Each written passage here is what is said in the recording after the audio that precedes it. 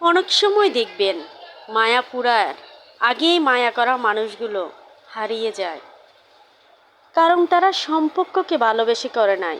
তারা তো সম্পর্ক করেছে নিজের স্বার্থের জন্য। নিজের স্বার্থ যখন পুড়িয়ে যায়, তারাও হারিয়ে যায়। বদনাম করতে কিন্তু কোনো যোগ্যতা লাগে না। কেউ যদি আপনার জন্য বদনাম করে, মন ছোটই করবেন না, মুচকি হেসে তার জন্য দোয়া করবেন। বদনাম আপনাকে বদলাবে। আপনি সুনাম করে নিজের সৌন্দর্য মনের পরিচয় দিবেন।